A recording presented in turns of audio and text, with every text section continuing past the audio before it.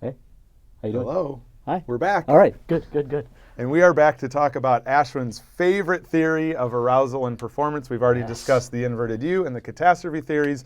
And now we're going to discuss what you call the Goldilocks Theory. Yes. Goldilocks and the Three Bears for people that know the story. And I'll let you kind of describe the theory and why you call it the Goldilocks Theory. So it's called the Individualized Zone of Optimal Functioning. I get to write the long one, of course. Probably spell it a little bit better, so that will help out as well. So Individualized Zone of Optimal Functioning, all right, is similar to the old fable. All right, I'm sure all of you had at one point had it read to you, Goldilocks and the Three Bears. So what was Goldilocks and the Three Bears just briefly about? Remember? I can't think and write at the same time, but now I do remember. Yeah. Goldilocks broke into the Three Bears' house, or found the Three Bears' house when she was on a little bit of a hike. Yeah. And she decided that while she was there, she was going to try some porridge. She was going to try their beds. And we both have young kids. I should know the other thing that she does, but she does something else.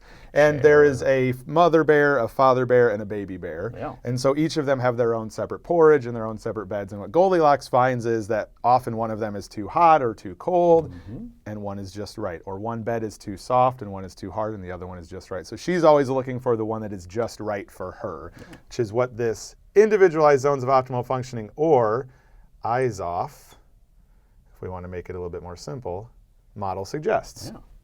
So in this case, if we're looking, again, this is all about arousal, we all have optimal zones in which we perform.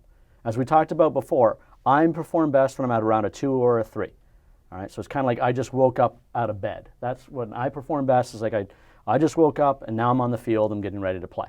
Now, Noah, on the other hand, from his experiences playing sports, might be a little bit more kind of up there. Like that's where he performs best, is at around a 7, maybe a 6 or a 7. So what this nice little graph explains. And this one's great because it is the simplest explanation, and the simplest explanation is often the most true explanation. And as Ashwin is showing you here, what this one suggests is that everybody has their own zone. So individualized zones of optimal functioning. In other words, everyone has their own zone at which they will perform at their best. Ashwin might be a little bit lower. There are many people who might be in the middle, and then maybe someone like me likes to be a little bit higher on the arousal levels, where I like to be a little bit more excited, maybe a little bit more energized, and maybe even some cases for some people they like to be a little bit angry and be a little bit upset with their opponents when they are playing. And as you can see, this is just a generic example of 3 potential athletes, and we're measuring their performance and we're measuring their arousal levels. And you can look at this first person, and this first person might be Ashwin.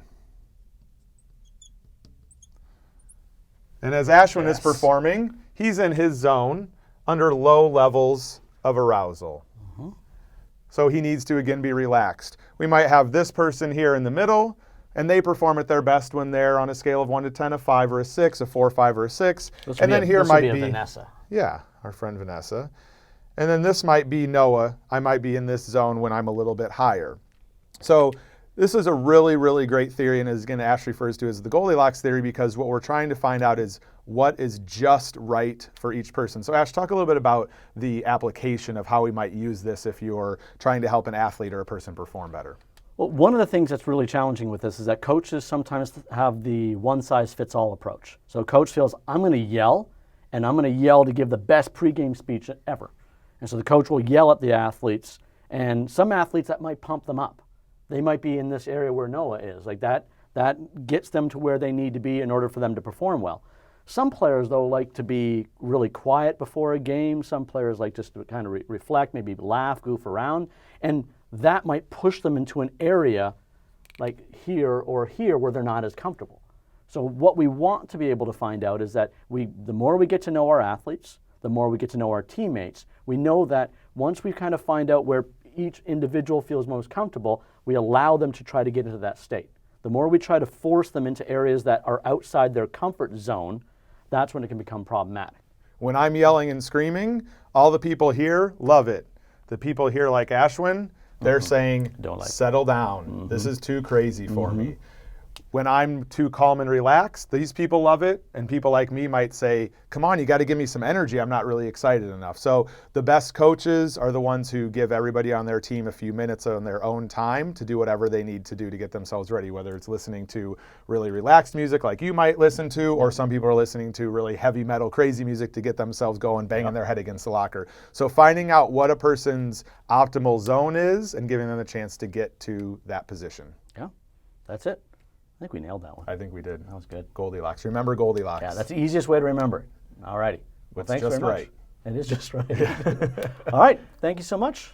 And we're done now. We're out of here. Yeah. So Yeah. we'll get something to eat. Yeah, let's do it. Okay. Yeah. All Some right. porridge. Yeah. Yeah. I want mine medium. I don't want it too hot. All righty. All right. Thank you.